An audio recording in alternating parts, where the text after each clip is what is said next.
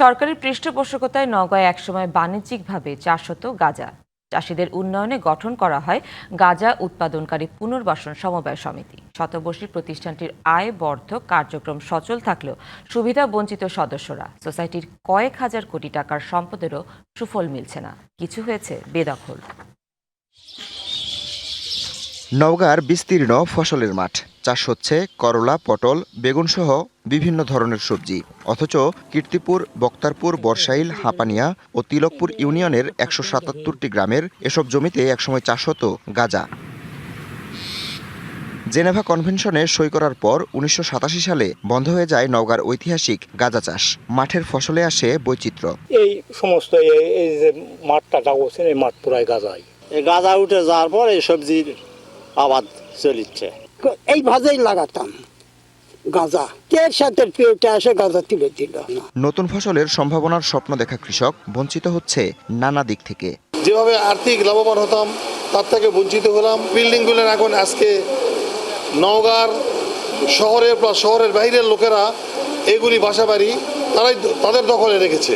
১৯১৭ সালে গড়ে তোলা হয় গাঁজা উৎপাদনকারী পুনর্বাসন সমবায় সমিতি লিমিটেড। সে সময় ১০ টাকার একটি করে শেয়ার সার্টিফিকেট কিনতে হয়েছে চাষিদের। সমিতির আয়বর্ধক কার্যক্রম চালু থাকলেও চুক্তি মোতাবেক সুযোগ সুবিধা পাচ্ছেন না সদস্যরা। আমরা সদস্য, আমাদের সঙ্গে আলোচনা করে তো ওদেরকে লিজ দিতে হবে। একটা ব্যক্তিও কোনো সুবিধা পায় নাই।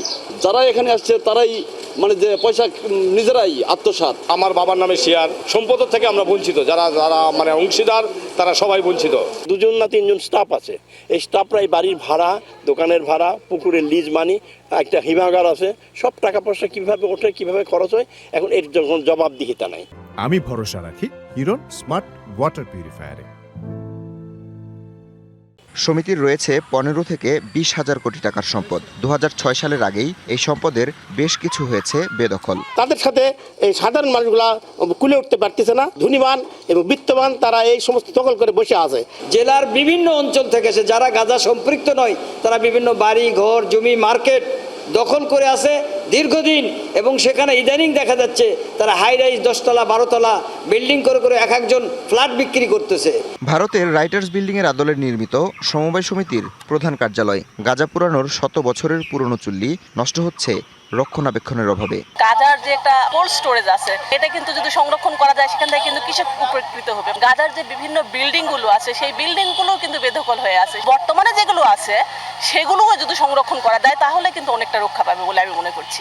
নওগাঁয় গাঁজা চাষে সম্পৃক্ত ছিল প্রায় ৭,০০০ কৃষক। সমিতির সম্পদ তাদের জীবনমান উন্নয়নে কাজে লাগানোর তাগিদ সংশ্লিষ্টদের। DBC news desk.